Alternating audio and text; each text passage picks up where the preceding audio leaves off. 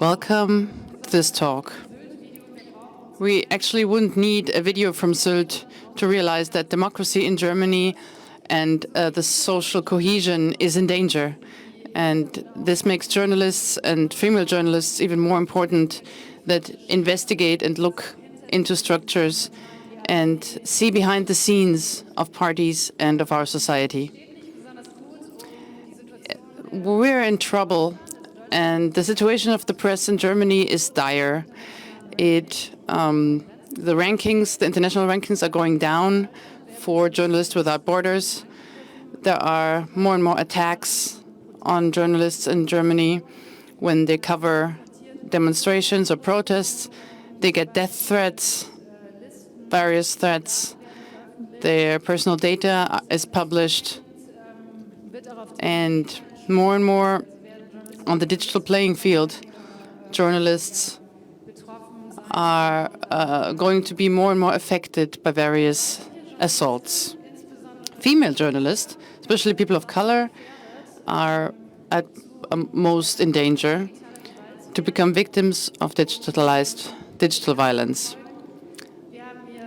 The consequences are serious. We have 3 journalists here whom I count as the most important voices here, researching about the right wing and racist structures in Germany.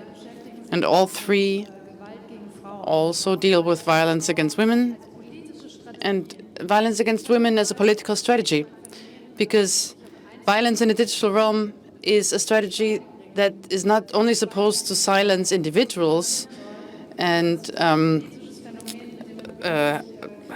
do hate speech against them, but it can also weaken resistance and critical voices. I am a journalist and founder of the Buzzing Cities Lab. I'm very happy that with Gilda Sahevi we have one of the most important voices on racism in Germany. In her last book, How We Teach Ourselves Racism, she takes a look back into the imperial times. We have Gabriela Keller of Korrektiv. In the beginning of this year, it looked at the connections between the AfD and Austrian right-wing agents and researched also their connections into the economic sphere. And then Ms. Müller, who knows the rise of the AfD as closely as almost no one else in Germany and has written analysis for the Spiegel.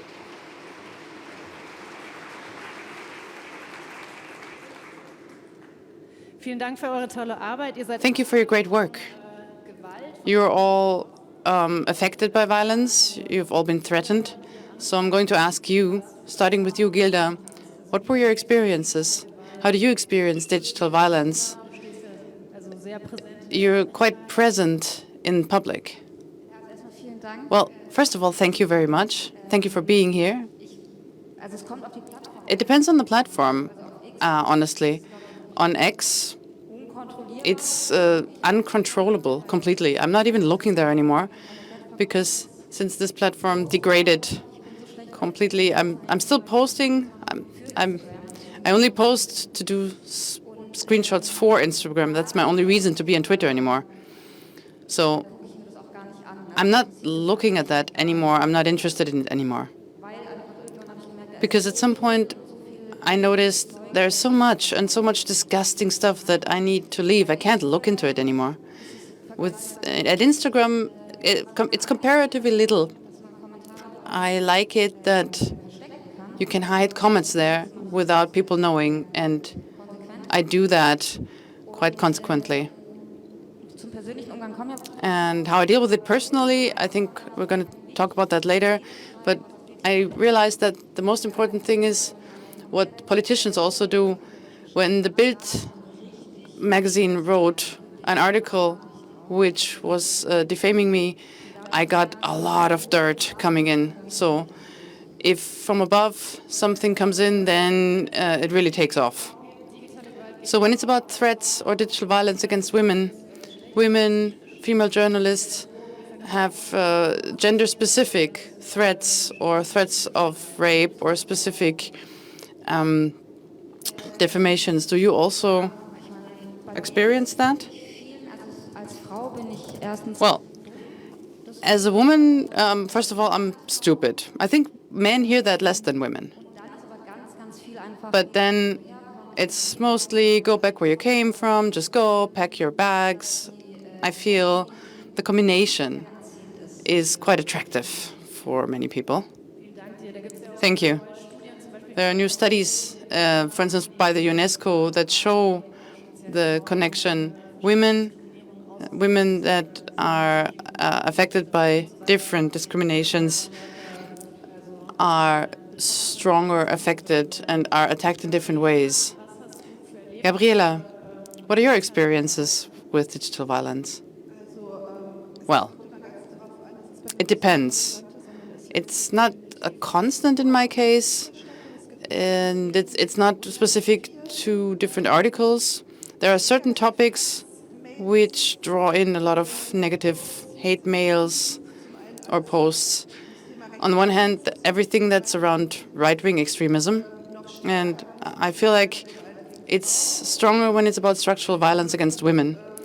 One peak of negative violence was when I had a research about masculist groups and what they call themselves, patriarchal right activists, anti-feminist networks. For weeks, I couldn't go into the social media and look in there because they kept distributing the email and they pushed it through their networks, and there was always the same mistake in the email, so they just did copy-paste.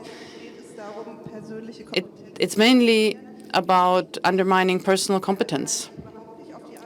That doesn't happen with other topics. I don't experience it that way, that I'm systematically attacked. Attacked with the one thing that you're most sensitive to as a journalist, who is based on her credibility, saying she's stupid, she's been influenced, she was led along by something, and that might sound like almost a sensible critique, but it's a strategy to devalue everything I did and discredit my work, also publicly.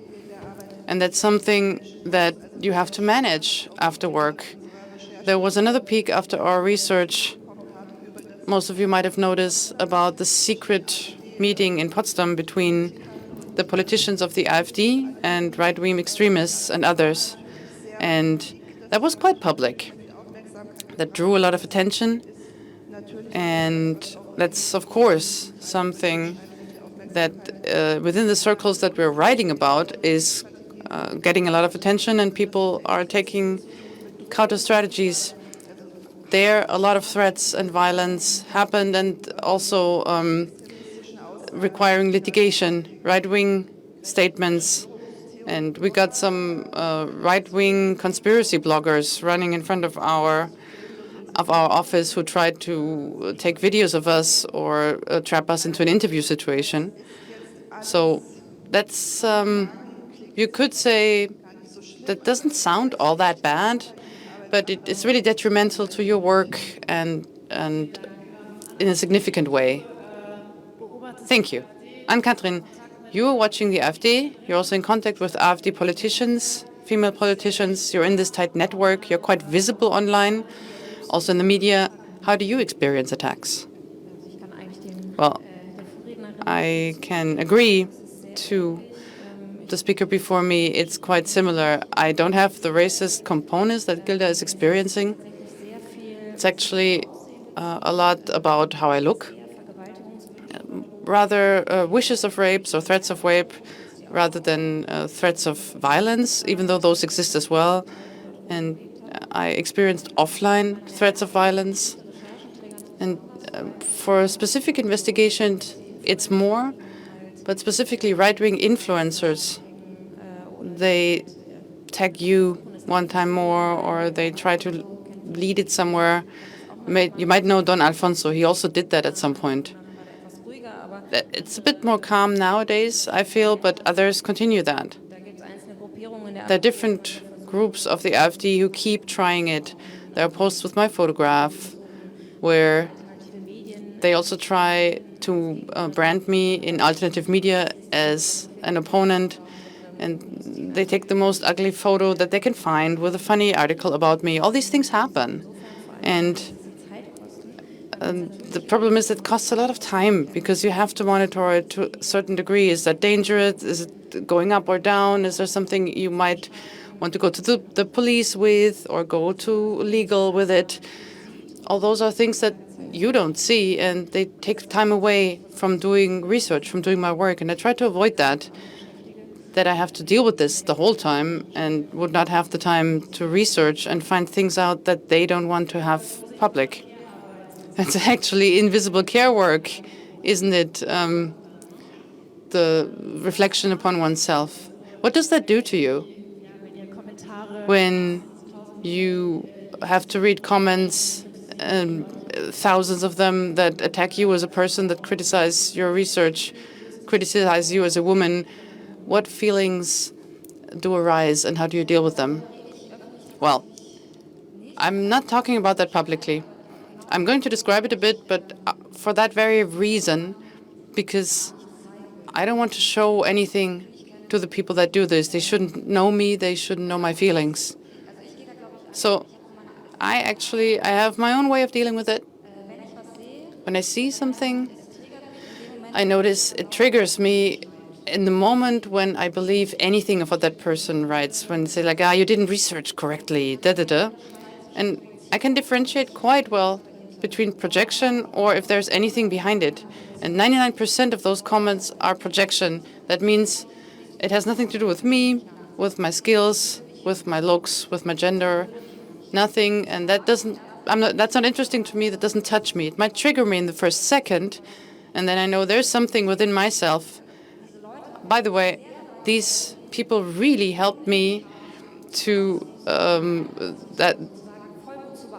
work at the wound that I carry about racism, because every time when I read something by them, I can work on that a bit better, and by now it doesn't touch me anymore.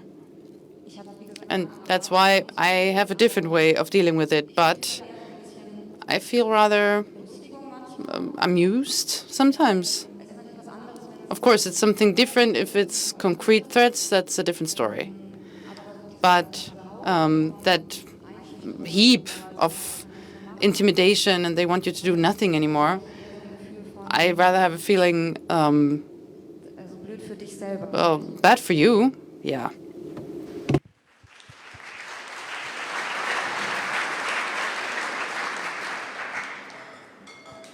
Wie ist das bei dir, Gabriele? Schwierig in einem Satz zu sagen. Also ich habe ganz unterschiedliche Reaktionen auf. Also das ist ja ein Spektrum, was wir aufmachen. Es reicht von Leuten, die schreiben, irgendwie ihr gehört alle ins Gas geschickt, bis hin zu langen Ausarbeitungen, was an meiner Arbeit alles irgendwie schlecht und falsch und blöd ist. Wenn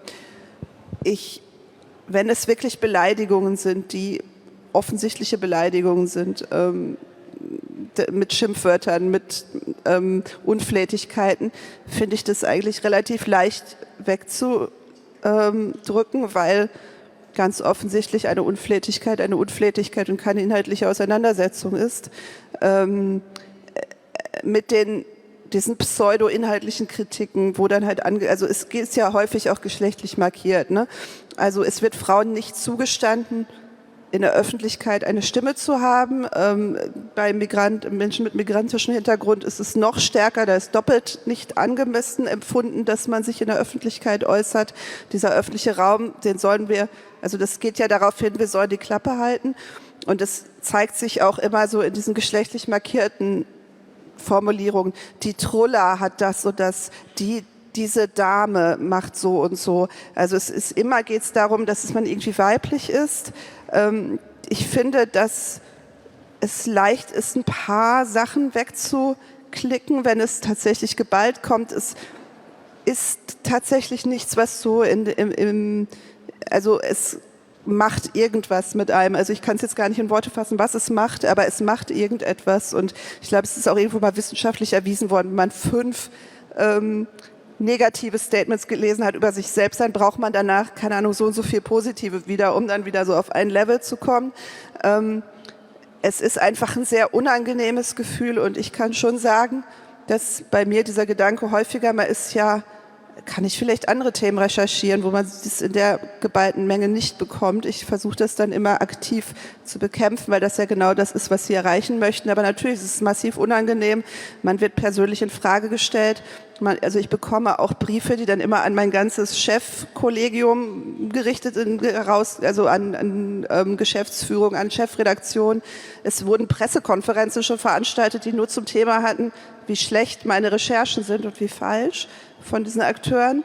Und da muss man persönlich immer wieder sich denken, so ja, nö, die haben eigentlich gar keinen Ansatzpunkt. Die sagen immer nur, es ist irgendwie schlecht und falsch, die haben überhaupt keine inhaltlichen Punkte. Aber es ist eben nichts, was im Fell hängen bleibt, glaube ich. Und ich finde es schon wichtig, da wachsam zu sein und zu gucken, wo man sich Unterstützung holt.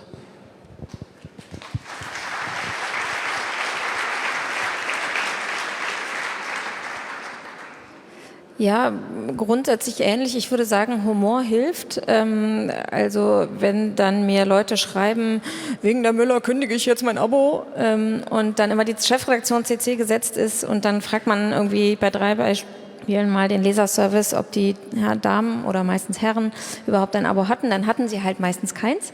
Und dann kann man das auch ganz schnell wieder ignorieren. Andere Sachen, also es kommt natürlich auch so ein bisschen auf die Tageslaune an, ja. Also an Tagen, wo es jetzt einem nicht so tolle geht, dann ist man vielleicht schon mal ein bisschen genervter. An anderen, muss ich sagen, ist das Fell schon ganz schön dick geworden, obwohl ich dazu sagen möchte, für alle, die vielleicht irgendwie einsteigen und die das noch total emotional berührt, das heißt nicht, dass das ewig so bleibt. Ihr könnt auch gerne sagen, ihr habt keinen Bock auf so einen Scheiß und macht was anderes, obwohl es inzwischen sehr schwierig ist, als gerade junge Frau irgendwie in der Öffentlichkeit aufzutauchen, ohne dass man sowas kriegt. Aber es gibt Strategien, die kann man lernen, die einem helfen, und es gibt Typen, die können das besser aushalten, Typen, die können es nicht so gut aushalten, aber deswegen würde ich sagen, nicht direkt irgendwie, wie nennt man das, den Handschuh schmeißen, sondern eben ausprobieren, ob die Strategien helfen. Man kann sich überlegen, wie sieht denn die Person vielleicht aus, die das gerade irgendwie in ihrem Kellerzimmerchen irgendwie vor sich hin tippt. Man kann sich überlegen, wie man sich ab... And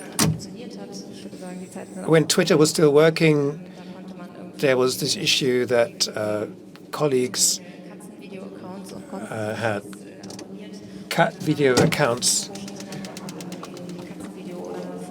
and sorry, there was a technical issue.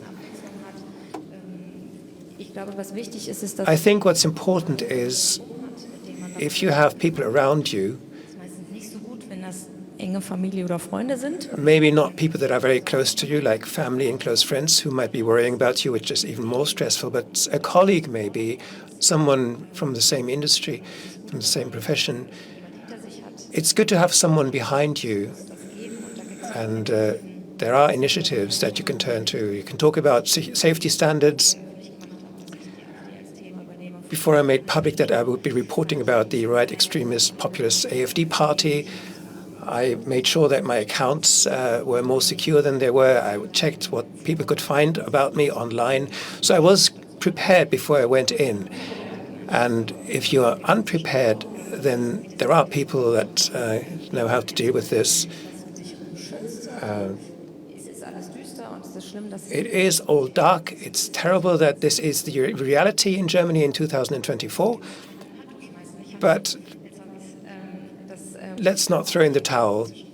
That's not necessary. And there are good experts that you can turn to that can help if you are in this kind of situation. Thank you.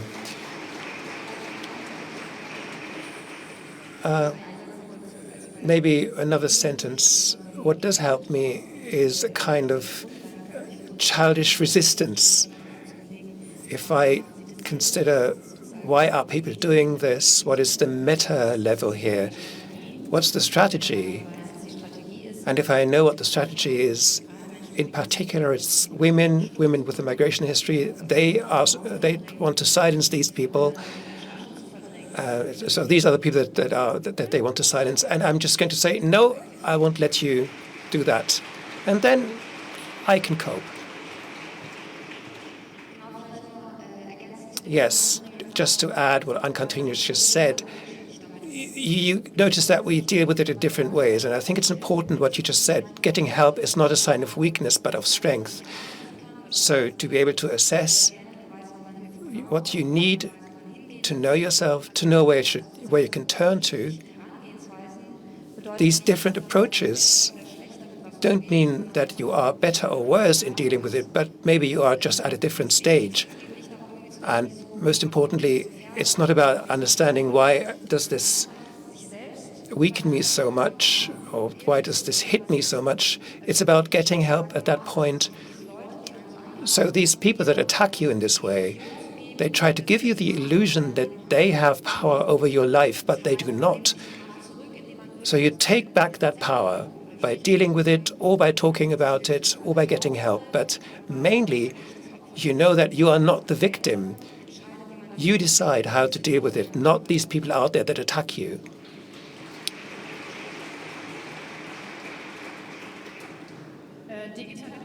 Digital violence is often underestimated in Germany in public discourse. It's often quite invisible. It's a different fora. Do you notice that people are getting more sensitive for this about this topic, and is there good support that people can get?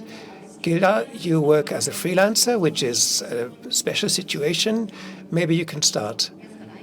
Well, I just remembered the time before last when I was in a press forum about migration, and there was someone saying, I got such a lot of negative response, and I said, welcome to my world. Well, but my shadow then comes up, and I thought, now they have more work because of me, but that's a stupid thing to think as well. The way I deal with it is that I don't have an editor's office behind me. I don't have a legal department to turn to. But I deal with this alone, and I am okay with it. But I know that free journalists, freelancers, are not always okay with it. There are people that you can turn to, but they should be much more well known, and they should be more established. For me, it happens to not make much difference because I want to deal with this alone. I don't even want others to have to deal with it. That's the way I think. Yeah, actually, I do want other people to deal with it. I do this for someone else. It's not my hobby. And I do it in my function as an employed reporter. So I do have a wish or even expectation that my employer should support us, not just me, but everyone who is affected. So in general, the awareness has risen, and it's my impression that in journalism, the general perception was, okay, these things happen. It's just the noise on the internet. It started with these comment functions below online articles. And I was so shocked. I was reporting about the Middle East at the time, which is another triggering topic. The kind of abuse up to rape fantasies that cropped up. And no one much cared in the media that I used to write for to just clean this out. It remained. And I thought that this is so unloyal. In the meantime, I think awareness has risen. It's not a problem that can be ignored. People have realized that. So there are forms of support, people that you can call if we are in this situation. And I have done that. It's quite easy for me to do. You don't have to justify yourself when you do that. And this is something that is really helpful if someone who has the education for it is able to sort it out for you, to sort and to categorize it, and no one that just says, oh, you poor one, you are great, actually, but someone who can actually psychologically understand this. I wish there were other ways to protect yourself on your own, but I do have to watch my email inbox. And it's part of my job to observe social media. And if I then pick up my smartphone and see 39 new messages on Twitter, and I know that these are just defamations, abuse, then yes, it can demotivate you. And you always have to look that the media is on the side of their reporters and journalists, and they should show that as well. Which is why Correctiv, at a certain research that we did about a secret plan, I guess it is the Potsdam Plan, they were attacked by people close to the AfD, and then it was made public that the employer would stand by the reporter. So anyone writing, "Oh, you're so stupid and your research is so bad," knew that their bosses wouldn't believe them.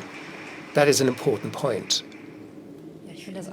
Well, yeah, I believe it's essential that the media houses are standing behind their people, that other people in the same profession stand up, and people asking each other, how are you coping? And it's important to talk about this in public too. There is this attitude, well, no, I'm not going to, other people might get afraid. Many members of parliament experience bad things and don't want to talk about it because they think that no new people would go into politics then. To be honest, I think that that is a mistake, because you know what you're letting yourself in for, and everyone in society should know what is happening out there. And it is a fact that we have a force against democracy, which is strong in surveys and polls, and that is happy about the scandals because they know they won't be damaged by them. There's a certain turn in thinking where the party seems to realize that they kind of get through anyway. They were maybe a few percent higher in the polls, but still. So they are becoming more confident, say, oh, we'll manage anyway, and we can ignore our own faults. And internally, too, that was an example. I'm writing a text together with 6 male colleagues about the AfD. Who gets the hate mail? Just me. And who maybe receives an email of praise? The colleagues. So what I then did was I would forward the email to all the colleagues so they would know what is coming in, and so that they understood. And if you don't experience this, you cannot know. I'm not saying that this is bad by them, and no one there is anti-feminist, but if you don't read it yourself, it's very hard to understand it. So this is what I did for a while, and they understood it in a completely different way, and I believe that other people affected could act in the same way. It's not bad to create a certain amount of understanding of what is coming at you. It's not something you should talk about in a way, oh my God, what is happening to me? But, well, you find your strategies. So the more you should explain what is happening.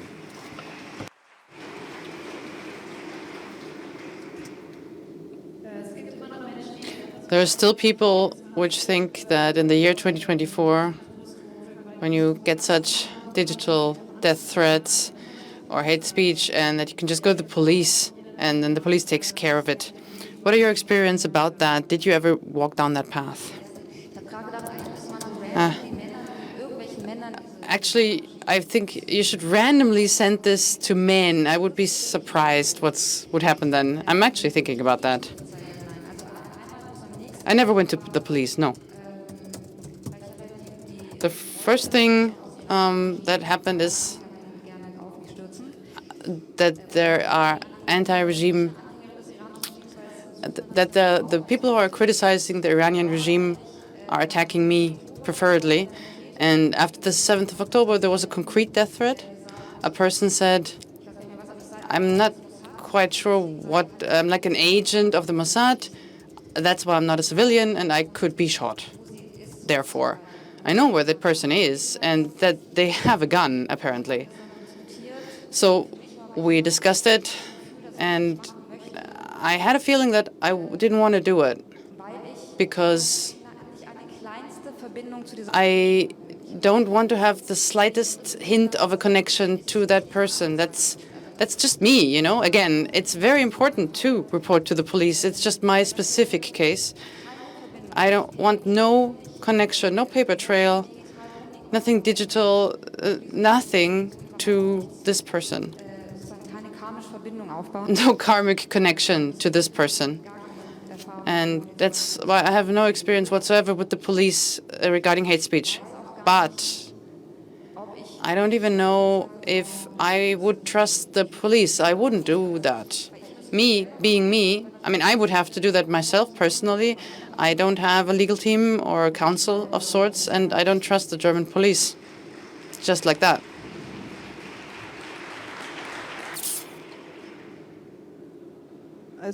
Well, I personally never reported anything to the police, but I know that at corrective that happens sometimes if the things are legally relevant.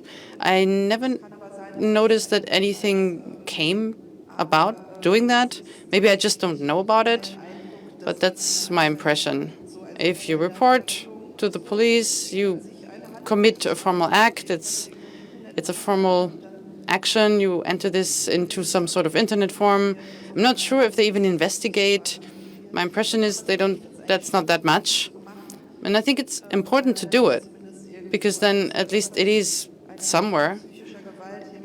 It's an act of psychological violence to threat somebody and intimidate somebody on the internet. You can't just do it just because it's the internet. So I do want this to have legal consequences. But I myself never did it. I have 2 hearts in my chest about that. I think statistics should show what's actually happening, but that would mean that I would have to report things every day. And there are a lot of accounts, and I already know that Bernd 175 is never going to be found. It doesn't matter what he writes and what his profile picture shows. And that's also work for me that I don't have to do research in. It's work for the police that doesn't lead anywhere, just paperwork, and then other criminals aren't found that could be found. So I recently talked to an officer of the Landeskriminalamt, LKA, and he said, yeah, please report everything, but I need to decide what's got priority. So I made the experience, at some point an older man wrote me after appearing in television.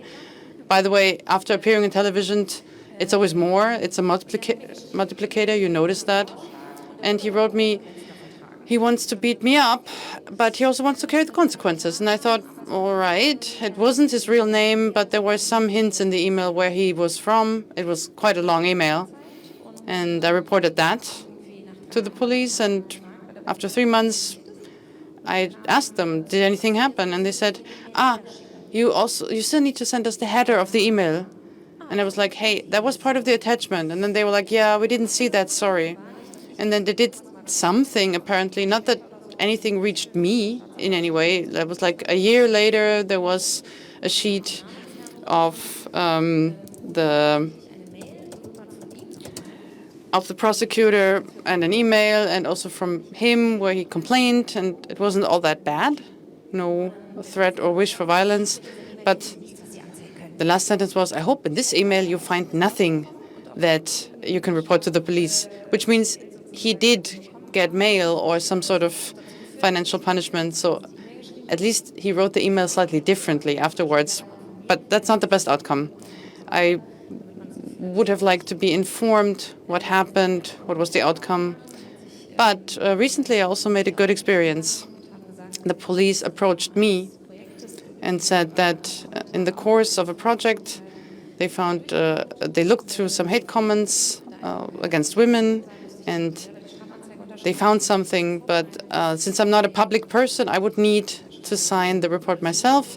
And then if I would just sign it, then they could start. So there was the real name and the date of birth of the person. That never happened before. I found that quite interesting, and I liked it. And lately, in December, the leader of the AfD, Stefan Berdner, called me a fascist or leading fascist or a Spiegel fascist, and I thought, like, yeah, now I'm fed up with this. I took so much shit from the people of the AfD, and they defame me so much. And then I talked to the legal team, and we sent him a plea for omission, and he would have had to sign it. And he's still litigating against that currently. But since he continued to Twitter after being ordered not to, by the way, the funniest reason ever, violating his cease and desist order. And he was punished first with 5,000 euro, which isn't all that little, and then he violated it again, and now he actually has to pay 20,000 euro. That's legally binding since last week.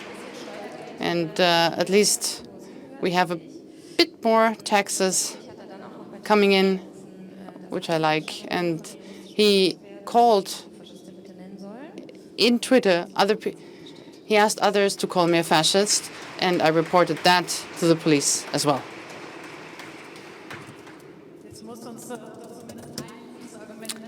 You have to give me one good reason why you were supposed to be a fascist. Well, years ago, in an interview in TV, I said some people in the AfD have some fascist characteristics, which I find quite mild, and that's why I'm supposed to, because the Spiegel is for sending arms to the Ukraine, that's also supposed to be fascist, and there are other funny details, so that's a really interesting thing. But I also had that. I was called a Nazi repeatedly by those actors. I think that's their strategy, just turning it around. Yeah, you can observe that quite well. That's the U.S. playbooks. They invented the word feminazi and used it, and now they're using that in Germany as well. Hatred against women and going against feminist journalists and defame women in general. That's a political strategy which hasn't been invented in Germany. The sad thing is digital violence, or actually it's also getting into it's reaching into real life. We need to differentiate. There are more and more cases all over the world where journalists and female politicians on local and on federal levels are silenced, need to look for different careers, stop their political careers, and that is threatening democracy itself because their work isn't possible anymore. Or if it's still possible, the price is quite high. And I have to say, it's not complaints on a high level, because it did get worse. Of course, it's still better than it is in other countries. And of course, it's easier for me than for someone who is a migrant or someone at a local newspaper. Let's not forget that. People which are free, working at smaller medias who don't have a legal team like we do, or the name of the Spiegel, they're in a different situation. They might meet the same people in the bakery who are defaming them in the internet with their hate. So I have to add that. I don't want to give the impression that it's worst around here. So what you can also see, which is also often misunderstood, those aren't attacks by individuals, not always. This gets professionalized more and more, and it's more strategic, and it's orchestrated. Hate campaigns that might even use bot networks, like in Pakistan, and they can spread hatred wide, and there would be deep fakes used where the face of politicians or journalists is put into porn, and that's quite realistic these days. What do you see in Germany in terms of radicalization, or that the perpetrators are working in a more orchestrated way? I'm under the impression that it's supported. You can't really know how the Russian bot armies work, but you can see that, especially at X, at Twitter, every shadow banning is a thing of the past. The first 400 comments underneath a tweet that's doing more or less well are just hate and complaints and insults and threats. And then the people are coming, then the people are there that follow me and that like me, and that's what they want. You can see that Elon Musk wants just that. I am just there because it's my job to monitor the AfD, and it's a relevant field for me. I would give the advice to everyone who doesn't have to be there. It's not salvageable. You can't save it. It's too bad. I did like Twitter.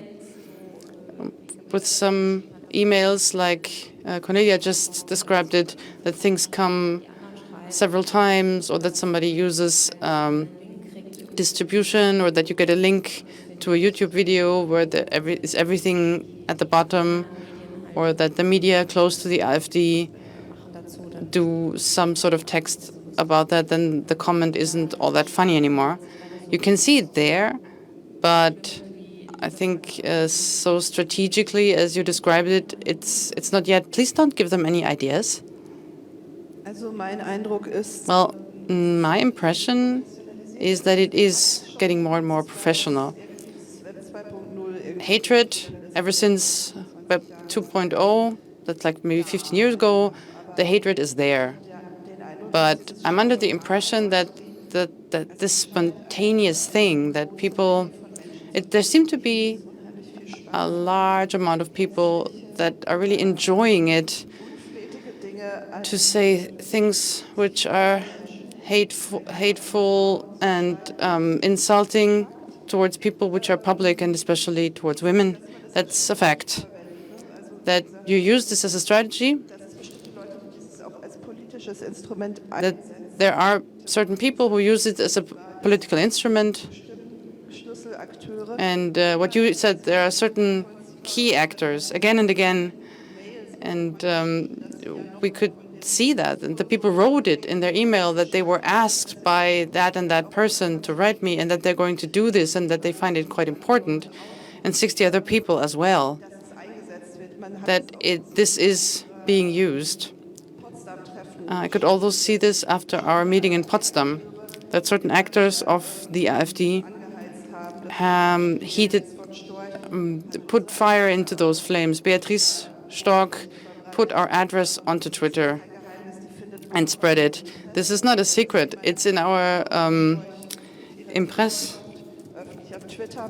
It's in our imprint, but if Ms. Stork does this publicly on Twitter about this research, then you can feel this as a threat, because that exposes us in a way that wouldn't otherwise be the case.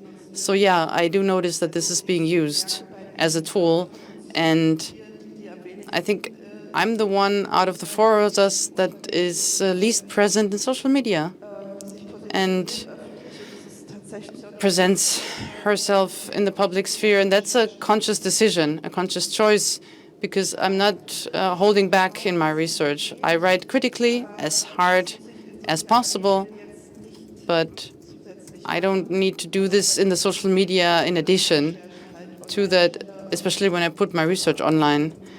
And just to not give them any points of attack, actually. I can say something, but do you want to ask something? Sorry.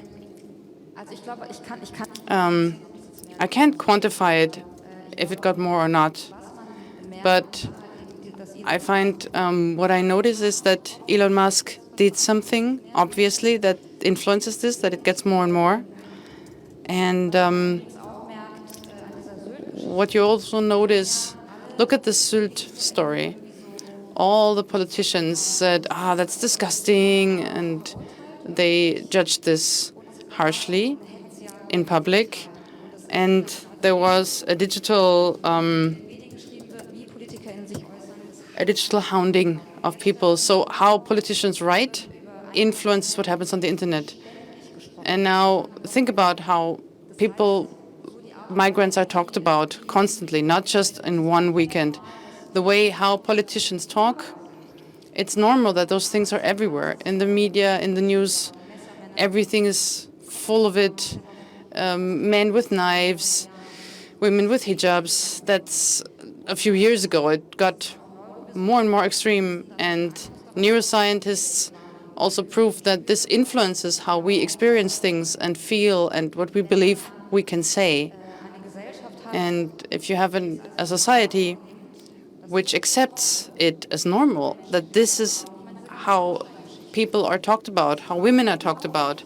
The whole Rammstein story, that was unbelievable, because women were not protected consequently. There was the ex-wife of, what's his name, Till Lindemann, and they said the women just wanted to sleep their way up, and Bild-Zeitung again repeated that, and that influences how people react and what people think is normal. There's a lot of science around that. So I'm not sure if it got more on a quantitative scale, but I think that people think that it's okay to write these kinds of things online or say them in private messages, and that did change.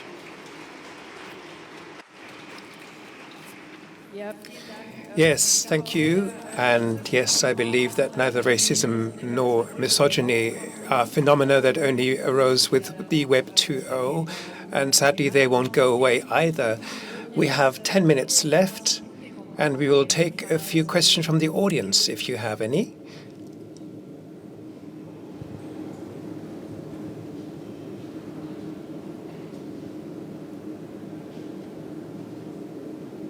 Wäre euch alle müde Alles beantwortet. Everyone's just, I don't know. Wenn ihr sprachlos seid, Okay, if you're left speechless or just completely exhausted by all this, well, you have 3 days of Republica in you. All right, well, let's maybe make some kind of appeal. What would you like from this audience or from civil society if you are out there as journalists? How could a single person get active? Can I? Well, I've often thought it is part of human nature. You tend to only write if you are annoyed about something, if you want to complain in some way. But maybe you should sometimes say what you really liked and what you really found a good piece of work and why you found something important. Because that is something that does help in a moment like this. We all receive feedback that certain pieces of research were well received. But, well, that goes into the inbox and the thank you kind of column. But it's good if this becomes public too. To just say, okay, we have people here that, to not just say, okay, we have people that really think what we did is silly. It would be good if there were more positive voices out there. Another thought that went through my mind when Gilda talked about this, the editor's office that said, oh, because of you, we've had so many negative reactions, the way she was thinking. That really shocked me inside, because there is this kind of toxicity internalized. I had this with a cooperating media house where someone said, oh, come on, this is a bit overboarding, the amounts of letters that we now receive in response to your piece. Could you reply to these? So it doesn't help to have that responsibility shifted on you. Yes, and yes, I've had the same experience, what Gilda has talked about, and many of us are wondering what can we do against the shift to the right, and this shifting discourse should be stopped. The norm shifting to the right, that should be stopped. And the best way to do this, or the only way, is to start around you. Because media can do a lot, but most of all, if people have very broadly taken over these conspiracy theories into your thinking, we will not reach them anymore. So and they are the people that are filled with hate and the idea that they have to fight back. And if you notice that your former classmate is posting strange things, maybe just ask, not go into thousands of debates, and maybe not expose yourself in public as you're fighting. But civil courage has to be lived. If someone is attacked on a bus and you're not feeling completely unsafe because you might be traveling alone at night, What helps? Well, filming might help. Do all these things that start small, and that applies to hate comments as well. As we've said, Twitter is lost, and still it's always good to see this kind of response, positive response. Machen wir ruhig die Fragen. Ja. Yeah, let's take some questions. There was a question. Hallo. Hello, my name is Katharina. Thank you for your work. I haven't written this to you as a comment or email to your inbox, but I am really grateful for your efforts, for your standing up for democracy. And I would have asked the very same thing, what we can do. So another question building on that, what would you like to do next? What kind of research would you like to do next? Or where do you think it is necessary to uncover things to help us in a partnership with you and civil society to defend this democracy? So again, lots of love. Thank you so much. And I really love this panel too.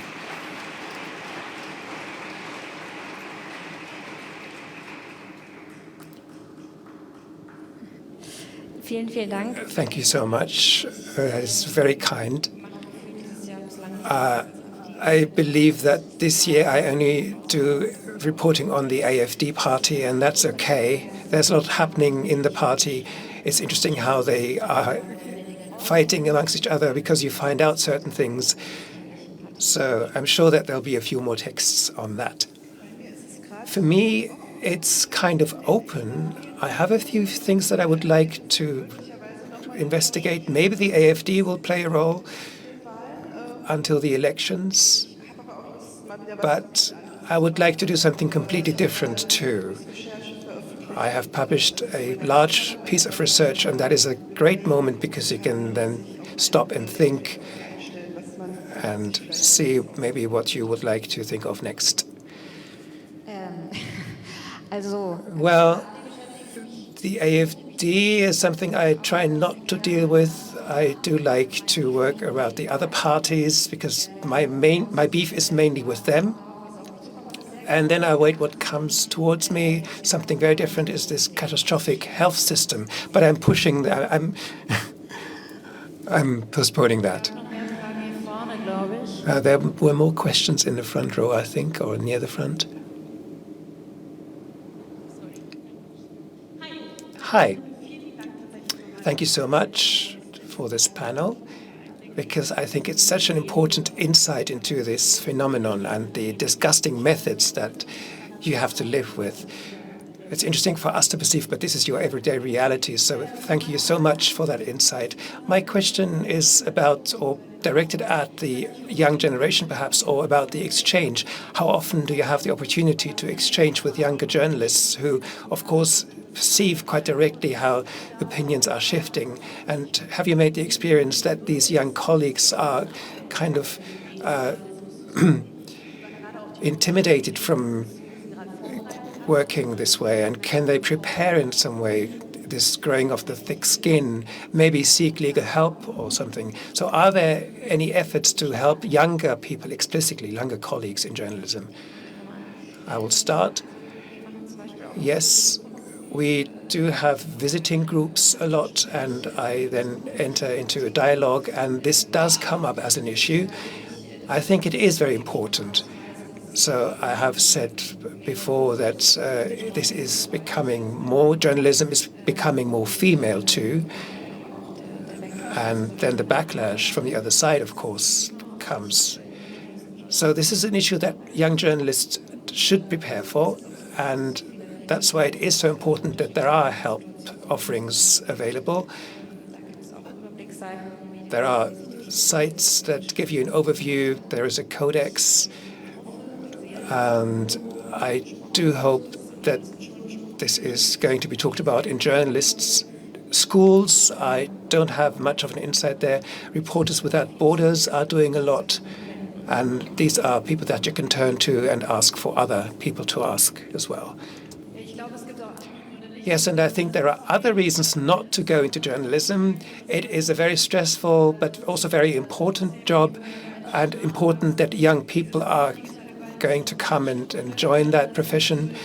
This is not actually in the curriculum in journalism schools in a systematic way, but there are movements such as Journalists Against Hate Speech or Hate Aid, so specialized organizations. And it is really important that this should become part of the basic education for journalism, the way you research and the way this affects you. There are many stresses. There is a mental health crisis that people should care about and that we should talk about. And the next question, please. Vorne in der ersten Reihe.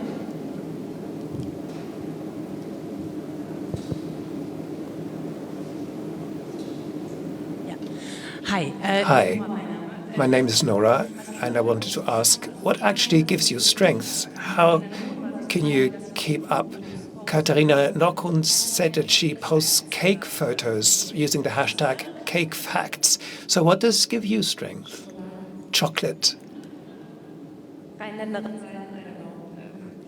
Auch ein bisschen das Gefühl, And the feeling that it does have an effect, what you do. Yes, I would agree with that. It is the conviction that these are important things that have to be uncovered and brought out into the limelight. And if you were not doing your job well, if you wouldn't be hurting people, then they wouldn't respond in that way. So it's always there's always two sides to the story. And I do have to look after my inner balance more, but that is a very strong motivation. And that is why I actually took up this job in the first place. For me, it is actually life as such. You've talked about human nature. I deal a lot with the human brain, which is a Stone Age brain, I think, and that remembers a lot of negatives, and that kind of forgets about the positives and drops them very easily, and you can retrain that. If you notice the really beautiful things, such as here, I will really program this into my brain. Small things like a beetle flying and landing on my hand. So look at the nice things, the beautiful things. I'm good with that. So my book of the good things is always bigger than the book of bad things, and that's what does give me strength.